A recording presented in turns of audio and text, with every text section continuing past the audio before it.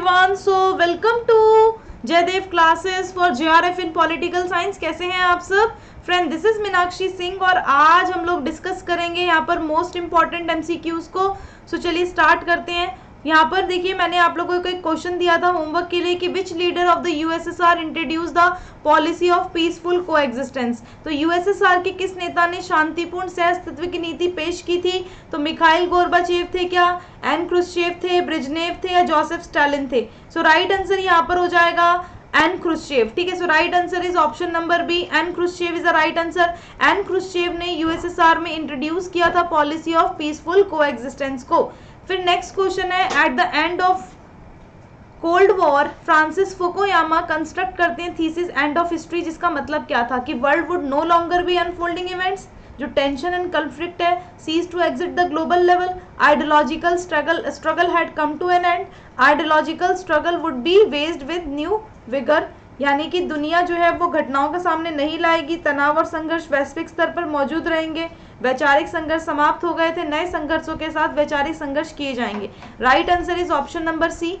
तो Francis Fukuyama ने जो एंड ऑफ हिस्ट्री को बताया, तो वो क्या बताते हैं कि आइडियोलॉजिकल स्ट्रगल क्या हो गया है, इसका बिल्कुल अंत हो गया है, समाप्त हो गया था, क्योंकि जो आप लोगों को पता ही होगा डिसइंटीग्रेट हो जाता है सोवियत यूनियन, है ना, 1991 में, इसीलिए।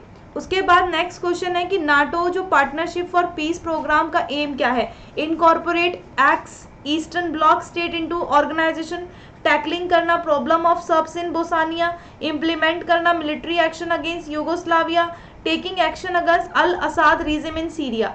यानी शांति कार्यक्रम के लिए नाटो की साझेदारी का उद्देश्य था पूर्वी ब्लॉक को संगठित करने के में शामिल करना, बोस्निया में सर्बों की समस्या, यूगोस्लाविया के खिलाफ सैन्य कार्रवाई को लागू करना, सीरिया में अल असद शासन के खिलाफ कार्रवाई करना। सो राइट आंसर हो जाएगा आपका ऑप्शन नंबर बी। तो जो नाटो है ना, नाटो तो आप सभी को पता ही होगा, तो यहाँ पर जो है आपका बेसिकली है ना, ये नाटो जो है इसकी स्थापना कब हुई थी? नाटो की स्थापना हुई थी 1949 में, 12 देशों ने मिलकर की थी। इसके फाउंडिंग मेंबर्स कितने थे? 12, है ना। नॉर्थ अटलांटिक ट्रीटी ऑर्गेनाइजेशन, क्या है इसका नाम?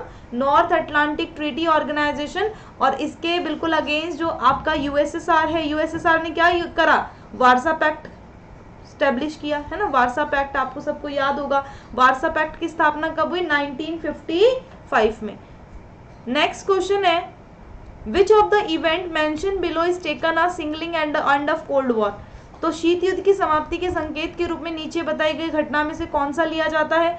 सोवियत यूनियन का कोलैप्स होना, बर्लिन वॉल का गिरना, डिक्लेयर होना independent of Republic of Kazakhstan 1991, large scale revolt होना फ्रीडम के लिए बाल्टिक स्टेट इन 1989। तो यहाँ पर अगर आप देखो, शीत युद्ध की समाप्ति के संकेत के रूप में नीचे बताई गई घटनाओं में कौन सा लिया जाता है? ऑप्शन नंबर सी आप सबको पता है, बर्लिन की दीवार का टूटना 1989।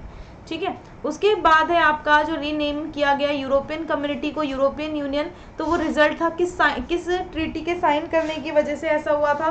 तो मॉस्ट्रिस ट्रीटी के, ट्रीटी ऑफ रोम के, ट्रीटी ऑफ लिस्बन के या ट्रीटी ऑफ नीस के। यूरोपीय समुदाय का यूरोपीय संघ में नाम बदलने के परिणाम स्वरूप हस्ताक्षर किया गया था किस पर? मॉस्ट्रिस संधि पर किया गया था। किस पर किया गया था? मॉस्ट्रिस संधि। तो ये ध्यान रखिएगा 1992, है ना। ट्रीटी ऑफ जो रोम थी आप लोगों की, बेसिकली जो ट्रीटी ऑफ रोम है, लिस्बन ट्रीटी है, ट्रीटी ऑफ नीस है ना। तो बेसिकली अगर आप देखोगे इसके अंदर जो इसकी ईयर अगर हम देखें, बेसिक ईयर क्या होंगे? अगर आप रोम ट्रीटी की बात करोगे तो रोम ट्रीटी का ईयर क्या हो जाएगा? रोम ट्रीटी का ईयर हो जाएगा आपका 19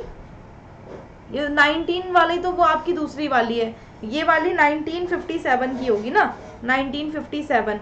और लिस्बन वाली, लिस्बन ट्रीटी कब की है? लिस्बन ट्रीटी आपकी 2007 की, है ना। और ट्रीटी ऑफ नीस कब की है? नीस ट्रीटी का ईयर लिख लेना। नीस ट्रीटी है आपकी 19, ये वाली आपकी 2001 की है, ठीक है, 2001। तो ये ध्यान रखना, ट्रीटी ऑफ नीस 2001 बेसिकली। और ये फोर्स में कब आई थी? 2003 में आई थी, ठीक है, साइन 2001 में की गई थी।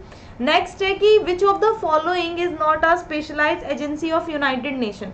निम्नलिखित में से कौन सा संयुक्त राष्ट्र की विशेष एजेंसी नहीं है? WHO, IMF, FAO या ओपेक? तो राइट आंसर इसका हो जाएगा ओपेक। ओपेक अगर आप देखोगे तो ये क्या है? ओपेक बेसिकली एक ऑर्गेनाइजेशन है ना?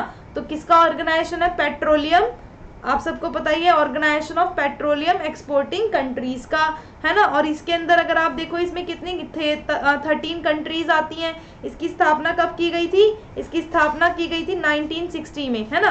1960 में की थी, बगदाद में हुई थी और 5 कंट्रीज ने की थी। तो ये ध्यान रखना, इसका हेडक्वार्टर कहाँ पर है? वियना के ऑस्ट्रिया में है, ठीक है। और ये इसका फाउंडिंग ईयर याद रखना, ओपेक का कब है? ओपेक का फाउंडिंग ईयर 1960 है। उसके बाद नेक्स्ट क्वेश्चन पे चलते हैं। नेक्स्ट क्वेश्चन है आपका, कंसीडर करना है फॉलोइंग स्टेटमेंट यहाँ पर आप लोगों को दी हुई है। जो राइट ऑफ इंफॉर्मेशन एक्ट है formally came into force 2 October 2006।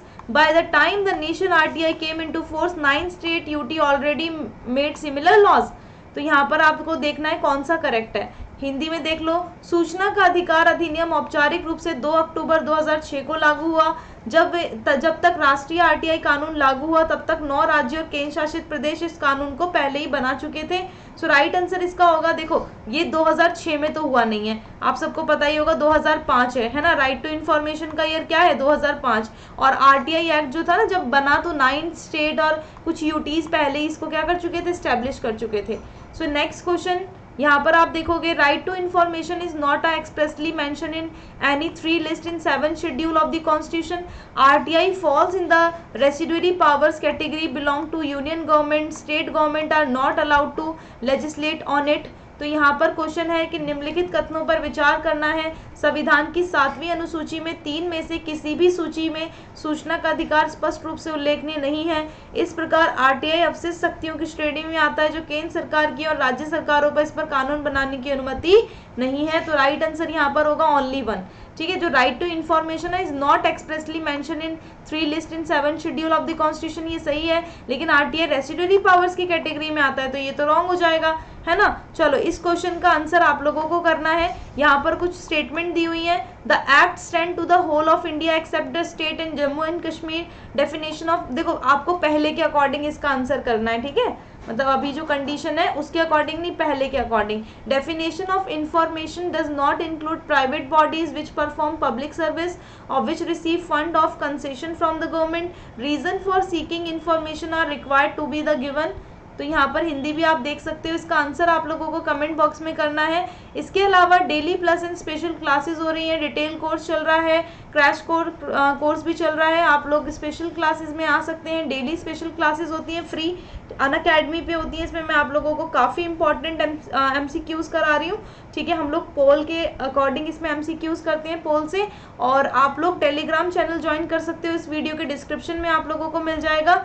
इसके अलावा ये जो 2 कोर्सेज आप लोगों को नज़र आ रहे हैं ये मेरे 2 कोर्सेज हैं, ठीक है। और प्राइस हाइक होने वाले हैं, 3 मंथ और 1 मंथ का सब्सक्रिप्शन प्राइजेस इंक्रीज हो जाएगा। अगर आप लेना चाहते हैं सब्सक्रिप्शन ले सकते हैं, यूज़ करना Meenakshi live for getting 10% discount. Special classes चल रही हैं, रिवीजन सीरीज चल रही है विद MCQs। पॉलिटिकल साइंस पे 4 PM, मॉक टेस्ट चल रहा है पॉलिटिकल साइंस पे संडे और वेडनेसडे को 9 PM, ठीक है। और practice until you master it. और यहाँ पर ये प्राइजेज हैं, आपको मैं प्राइजेज दिखा देती हूँ। 1 month, 3 month, 6 month, 12 month, 24 month, किसी भी मंथ के लिए अगर आप सब्सक्रिप्शन लेते हो तो यूज़ करना Meenakshi live, get 10% discount. 1 month का लोगे 2300 समथिंग का पड़ेगा, 3 मंथ का 5000 समथिंग, 6 मंथ का 9000 और 12 महीने का 11000 समथिंग का पड़ जाएगा। तो यूज़ करना Meenakshi live for getting 10% discount. Thank you and thanks for watching. Bye bye to all. Thank you.